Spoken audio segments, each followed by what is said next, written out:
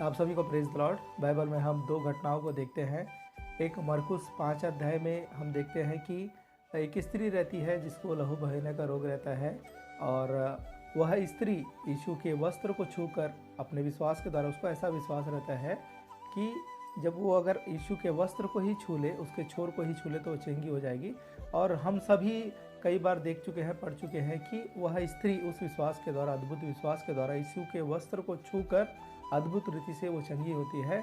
और एक घटना को हम देखते हैं लूका उसका 5 अध्याय में। वहाँ पर एक लकवा रोगी रहता है जिसको आराधनालय में, जहाँ यीशु मसीह प्रचार करते रहते हैं, वहाँ पर खाट में लाया जाता है।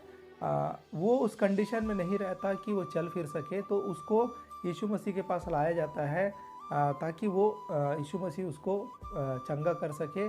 और हम जानते हैं कि उस व्यक्ति को खाट पर लेटाकर कुछ लोग उसको उठाकर लाए थे, और अद्भुत रीति से परमेश्वर वहाँ पे कार्य किए और वो तुरंत वहाँ पर चंगा हो गया था।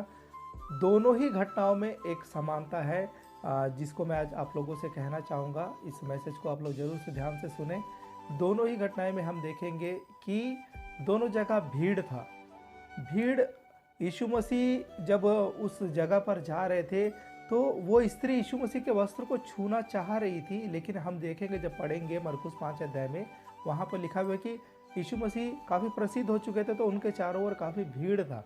लेकिन वो स्त्री कैसे भी उस भीड़ को पार करते हुए यीशु के वस्त्र को छूने का एक टारगेट रखी थी। वो ठान ली थी, मैं कैसे भी करके छूँगी तो मेरे जीवन में चंगाई आ जाएगा। और उसने उस भीड़ की परवाह ना करते हुए कैसे भी उस भीड़ को पार करते हुए यीशु के वस्त्र को छुआ और चंगी हो गई। और यहाँ पर भी जब लूका 5 अध्याय में हम देखेंगे, वहाँ पर भी जो व्यक्ति लकवा रोगी रहता है, जब उसको लाया जाता है तो उस आराधनालय में काफ़ी भीड़ रहता है, और भीड़ के कारण वो लोग इजीली नहीं जा पाते। तो उस व्यक्ति को हम सभी जानते हैं कि छत को थोड़ा सा खाली करके, छत निकाल कर उसको यीशु के सामने उतारा जाता है। इतना हम लगभग सभी लोग जानते हैं। दोनों ही जगह में भीड़ था, लेकिन दोनों ही जगह में जिनको समस्या था वे लोग यीशु के पास वो भीड़ को पार करते हुए कैसे भी पहुँचे। दोनों जगह में कार्य क्यों हुआ? क्योंकि यीशु वहाँ था, वे लोग यीशु तक पहुँचे, तो उस जगह पे उनके जीवन में कार्य करने वाले हर प्रकार की तकलीफ उनके जीवन से दूर हो गई। आज मैं इस भीड़ के आत्मिक अर्थ के बारे में आप लोगों को बताना चाहता हूँ। इस भीड़ के बारे में हम अगर आत्मिक रूप से ध्यान देंगे तो वहाँ पर हमको ये समझने को मिलेगा, आज जब हम यीशु के पास जाना चाहते हैं तो ये जो भीड़ रूपी जो बातें जो हमें रोकती है यीशु तक पहुंचने के लिए, जैसे हम अगर चर्च जाना चाहते हैं, कोई प्रार्थना में जाना चाहते हैं, उस समय कुछ प्रॉब्लम्स आ जाते हैं, घर में कुछ काम पड़ जाता है और कुछ ऐसा सिचुएशन बन जाता है जिसकी वजह से हम चर्च नहीं जा पाते, उस प्रार्थना में नहीं जा पाते। ये वो सब जो बातें हमको यीशु तक पहुंचने से रोकती है, वो सब बातें वो भीड़ है। उस भीड़ का आत्मिक अर्थ जो है, हमको जो यीशु तक पहुंचने से जो भी बातें रोकती है वो भीड़ है। और हम कई बार प्रार्थना करना चाहते हैं, ऐसा होता है, उपवास रखना चाहते हैं, ऐसा होता है, लेकिन जैसे ही प्रार्थना करने के लिए हम पहुंचते हैं, प्रार्थना करने का सोचते हैं, कुछ काम आ जाएगा, घर का परिस्थिति विपरीत हो जाएगा, घर में झगड़ा हो जाएगा, या उपवास रखने का सोचेंगे तो कुछ ऐसा सिचुएशन आ जाएगा कि उपवास हम नहीं रख पाएंगे। ये सब जब हम आत्मिक जीवन में देखेंगे, जब हम प्रार्थना करते हैं तो क्या होता है, हम यीशु से कनेक्ट होते हैं। उपवास रखते हैं तो यीशु से कनेक्ट होते हैं, चर्च जाते हैं यीशु से कनेक्ट होते हैं, और जब भी हम प्रार्थना में समय बिताते हैं यीशु से कनेक्ट होते हैं। बाइबल पढ़ना चाहते हैं, यीशु से कनेक्ट होते हैं। लेकिन कई लोगों को बाइबल पढ़ते समय नींद आ जाता है, कुछ प्रॉब्लम्स आ जाते हैं और बाइबल पढ़ने का इच्छा नहीं होता। ये सब बातें जो है भीड़ को दिखाती है। ये जो बातें हमको यीशु तक पहुंचने से रोकती है, वो सब बातें भीड़ है। वो दो घटनाओं में हमने देखा कि वो वहाँ पर भीड़ था, लेकिन ये लोग भीड़ की परवाह ना करते हुए कैसे भी उसका एक उपाय निकालकर उस जगह पर गए और यीशु तक पहुँचे, उनके जीवन में कार्य हुआ। आज हमको और आपको जांचना है कि ऐसा कौन सा बात है जो हमको परमेश्वर तक पहुंचने से रोकता है। बाइबल पढ़ते समय अगर नींद आ रहा है तो वो एक भीड़ है, तो उसका एक समाधान निकालना, हमको कैसे भी करके उस भीड़ को पार करते हुए आगे बढ़ना है, परमेश्वर से कनेक्ट होना है। प्रार्थना करते समय इच्छा नहीं हो रहा है, वो एक भीड़ है जो आपको परमेश्वर तक पहुंचने से रोकता है। उस भीड़ को पार करते हुए कैसे भी प्रार्थना करना है, परमेश्वर से कनेक्ट होना है।